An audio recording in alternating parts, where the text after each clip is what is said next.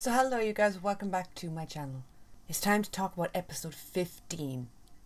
So in keeping with the usual kind of everything hits the fan in the episode just before the mid-season, they kind of stuck with that. They gave us so much, the tension, the drama. Before we get into all of that, I want to remind you guys that the more extended version of this reaction will be put up over on Patreon. It's actually already up. Along with a whole bunch of other reactions, this is a mixture of old shows like the classics like Star Trek and Buffy, X-Files, that kind of stuff, and then newer shows like there's Teen Wolf, Once Upon a Time, All of Us Are Dead, Pam and Tommy. I'll also be starting reactions to Moon Knight in the next week or two, so the link to that's down below if you guys are interested. Yeah, just wanted to remind you before we get started talking about this, because you know what I'm like, I get off topic in a heartbeat. One of my favourite parts of this episode was the fact that we got to see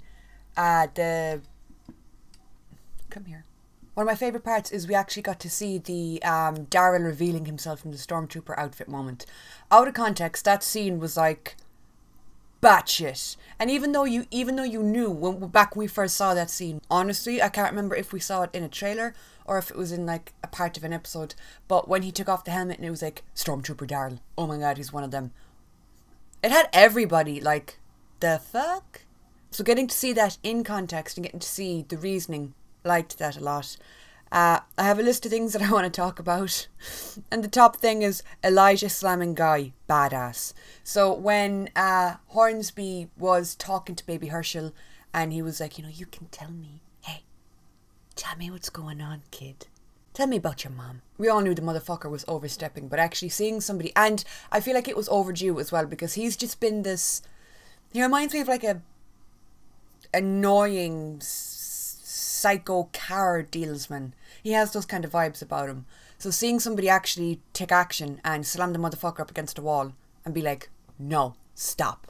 That was so satisfying. And Elijah as a character, I don't know, I feel like we haven't spent a lot of time with him. We haven't seen an awful lot about him or surrounding him and his story. And given where we are now in the show, there's like 9 episodes left. Are we going to get anything on him? Are we going to get a big, you know, explanation as to everything? I mean, we did see how he met Maggie and how he came to be with Maggie, but he's just been the kind of quiet, mysterious one. He's like the Zayn Malik of the group. He's the mysterious one who doesn't really say a lot, but you can tell that there's a lot going on. He's always there, he's always watching, he's always keyed into everything. So I really did like that moment. Somebody brought up the hat that Hornsby gave Glenn. Hornsby said that he found it where the bad thing happened or something, and there were some people saying that it was Glenn's hat. That was my initial thought when he put the hat on Glenn's head, because Glenn was known for wearing, or when he put the hat on Herschel's head, sorry. Glenn was known for like wearing little baseball caps or whatever. I just realised I forgot to turn on the lights on my bookcase. Balls. It did send off Glenn alarm bells instantly. But would the hat have survived that long? I don't know. I don't think Glenn was wearing a hat in the lineup, so it doesn't really make sense. Oh, if you want to weigh in on that, let me know what the fuck. I mean, like, maybe it was Glenn's hat, but just in storage or something. But we'd seen baby Herschel wearing a hat before. So maybe it was just Herschel's hat that was once Glenn's. But then how did Hornsby get it? Did he rob his hat?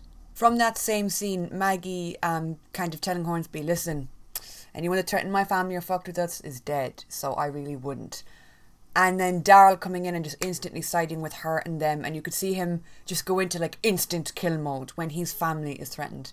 He's the kind of character who he will always do what he has to do to get shit done. He's a doer. But it was really nice to see him completely drop all illusions and just be like, don't get it twisted, like, these are my family, I will fucking destroy you. We got the F-bomb dropped, which I've been really open about this before, about like language in TV shows and stuff. I understand that a lot of stations have a big problem with swearing, and they don't allow certain words. Certain words are completely just blacklisted. Now, I remember hearing that The Walking Dead got like 3 F-bombs per season. Once season 9 or something passed, I can't remember. But it's so funny to me that stations are so lenient on things like guns, shooting, violence, people getting their head bashed in with a baseball bat. You can see that, but God forbid someone says the word fuck. Oh my god, no, that will have them clutching their pearls. Now, I know that's not a Walking Dead problem necessarily. It's just like a TV station problem. But it's fucking bullshit. If you're going to show violence, if you're going to show a world that is post-apocalypse, we're living in a land where people are eating each other, people are murdering each other, the dead are walking, people are wearing dead people's skins, or at least they were, because now we got rid of them, R.I.P. whisperers. But you're going to show that, but you still dance around language. I don't get it. So it was nice hearing an F-bomb dropped, because come on, realistically, F-bombs would be flying around so fucking fast that it would just be commonplace. People swear. It's life. As Ezekiel and Carol this episode, oh my god. He got himself arrested just to see her. Motherfucker was smart. Seeing that Zeke has that whole side thing going with the kind of secret clinic. My man's been putting his time to good use. He's really trying to do good. He's really trying to help people. And I like that. I like someone who's a good amount of distrustful of goodness. You know, so something good comes into your life, you're in a new community, things seem to be working out, but he's suspicious and he's like, okay, but I'm going to have my own thing going on the side. Okay. I like that. I'd like to think that's the kind of person I'd be in that situation. Realistically, I would have died on day 2 of the outbreak, but a bitch can dream. And I said it, and I stand by what I said. Ezekiel has...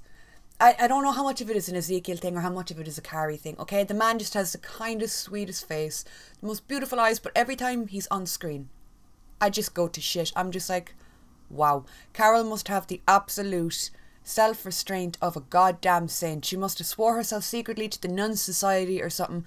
How could you be around that man? And he's giving you the love heart eyes. And he's like telling you that you are the light. That scene, whoa. How can he say all of this to you and you are not just instantly like, bedroom? Couples this episode were super strong and super like in your face. So you had Princess and Mercer as well. Their relationship I've enjoyed watching, because like back when they first started flirting around each other, you knew what they were kind of gearing up to. You could feel it, you could see it happening. But actually seeing them in bed together, seeing their dynamics change and progress this episode, Princess just bypassed the whole bullshit starting stage of a relationship. So you know when you're first dating someone and you don't really know what you can and can't say, you don't really know what kind of person they are, how they act when they're like emotional or when they're being distant. She was just like, well listen, I'm a good listener, okay, I'm here for you if you need me. And then that scene where he broke down in the hallway and he was like, listen, I killed someone and I would do it again. What the fuck does that make me? Wow. When she kissed his hand and she was just like, let's go inside and we'll talk about it. That right there is a couple that is built to last. And I think he was half expecting her to leave or walk away or something, because you could almost see the fear on his face as he was speaking to her. And then she was just like, I'm here, I'm not leaving. Wow. Mercer as well, and his sister, my god, I can't remember her name. Was it Matt or Max? Or your one that was pretending to be... No, wait, is it Stephanie? Yeah. Whoa. Was she Stephanie? But her name was really Max. You know the girl I'm on about. That scene in the gym between her and her brother. It was sweet, because like it was something that... It was just so normal. You know, seeing the two of them just talk to each other and she's like, I'm not a kid anymore, like stop. And him just being like, I can't. Alright, because if I stop, if I cause waves, what'll happen? It's such a older sibling kind of mindset to have, where you feel like the weight falls on you and that's it. I liked seeing the two of them talk together and interact, because clearly they have a good relationship, clearly they love each other an awful lot, but that just stresses me out so bad. And same with Max, or Eugene and his girl, either Max or Stephanie, I can't remember her name. This is what happens when you give us so many new characters and then you start changing character names. You did it with fucking Leah. I don't know how many times she changed her name. Pick a name and stick to it, okay? Eugene and her, anyway, when he said to her that he, again, much like Princess and Mercer, that kind of, I'm here for you, we'll get through it together, I'll walk with you through it. We will deal this. We will deal this. We will deal out the fuckery. Again, that was just such a strong relationship moment. But as someone pointed out in the comments, because, you know, as soon as somebody gets a surge in screen time, which Gabe and Aaron have had, not they're a couple, they're not, but they've had a surge in screen time, so I've been eyeballing them very carefully. You know, when someone gets a sudden up spike in screen time, they're about to fucking die. Same with the couples. Someone pointed out that you had the kind of flirtation going on between Ezekiel and Carol, even though she said like, oh, we're not getting back together. You had Eugene and his woman, Princess and Mercer, and who am I forgetting? Someone else, I don't know. Maybe they're building up all of these couples and they're making us like them and they're making us feel the love tonight so we can feel the despair tomorrow when a load of people are killed. which could happen. I mean, it's the next episode that we're going to see is the mid-season. There's only a certain amount of episodes left forever in the show. So I think it's fair to say they probably are starting to actively put into motion death plans for characters. That fucking sucks. I've said it since day one. If they kill Ezekiel, I swear to God, I'm going to start smacking some motherfuckers. I talk a big game for somebody who lives in Ireland and is in no way prepared to get on a plane just yet. So I'll smack him with some emails. How about that? So yeah, Leah came back at the end of the episode. She's been fucking brought in because she's the ultimate stealthy gun robber.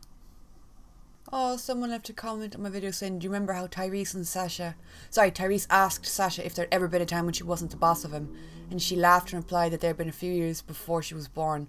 Hope we get more of Max and Mike. Yeah, I love that. I love the sibling or like familial dynamics. So people that are actively in a family. You guys know found family is like my favourite trope ever, when people come together and choose to make them their family and to make them part of their lives. You know, I love that. But I do love getting to see that familial bond like organically. So seeing it between like RJ and Judith, or back in the day between Carl and Judith, getting to see people who, you know, especially that sibling bickering, because that, if you have siblings, you know, it is a specific type of bond where you could be like on the brink of murdering each other one moment, smacking the fuck out of each other, and then the next moment, if anyone even looks at them wrong, you're like, do you want to die? You are looking at my brother that way. You want death? It's a very specific kind of dynamic. So yeah, I totally agree. I do hope we get more of Max and Mike, and thank you for reminding me of her name, Max. Max and Mike. I should be able to remember that. I still call him Mercer. Is that okay? Same with Princess. I don't know. Listen, I'm not good with names. I'm not great with faces. I'm good at recognizing people, but I just can't get the words to connect. So they keep giving names and then changing them. I'm like, Jesus, I'm trying to stay up. Please, stop changing the names. Just casually replying to a comment mid-fucking video. Someone said that they saw a clip of one of my Walker Stalker videos, and so they went to Fandemic last week and they had a great time and met a load of the cast. I miss conventions. My God. Ow. Wait, someone said, did we find out that Mercer is actually Mike? Was Mike's identity unknown? Why is this not connecting in my head? Oh God, yeah. Someone said Ezekiel has been given death flags since last season. No. See, the thing now that has me worried about Zeke is I feel like they faked out his death already, like they did with Glenn in the dumpster and then the lineup. Ezekiel with the, what was it he had? He had a tumour. That hole that he needed surgery, he'd die if he didn't get it, but then he got the fucking surgery. Lures you into a false sense of security that now you're going to think he's okay and he's going to make it. Lads, I swear. This is new territory for me, right? Because we're going into like the last few episodes. We're going into the single digits. No, we've entered into the single digits because we're going on to episode... we only have 9 episodes left. Anything can happen. They're going to start setting up stuff, and now it's like... you just don't know what's going to happen to anyone, and I try to be cool with it. I always say to you guys, it's a TV show. Anybody can die. It's based on the apocalypse. You just have to take what's coming to you, whatever. Not when it involves my favourite characters. I can't swallow my own medicine. I'm a hypocrite. I will spit that shit out on the floor and offer no apologies. That was a very strange analogy. So yeah, you guys, that is it for this chat. I'll be putting up one obviously next week for the mid-season, chatting about that and whatever. So let me know what you thought down below. 9 episodes. And yeah, I do know that they just finished filming. They wrapped filming. If you guys haven't already and you would like to be emotionally hitting the dick, you should get on anybody's Twitter or Instagram that works on the show, any cast or crew. They've been posting really like sentimental, sad clips and photos, and I'm just...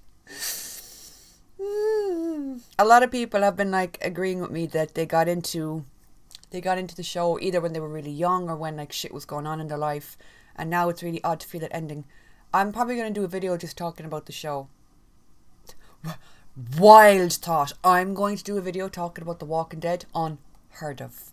But no, I'm probably going to do a video talking about the show and what it means to me when I got into it. Shit, I'm going to be doing a sentimental video. Not yet though. So yeah, it's just nice been reading people's responses and comments to when they found the show or what it means, and it's nice to know that we're all in this together. It's a communal sort of suffering. We'll get through it. We will get through it. And it's not over. There's the spin-offs and there's the alleged Rick movies. So we will be okay. Right? So that's it for this week's video. Thank you so much for watching, and I will talk to you all soon.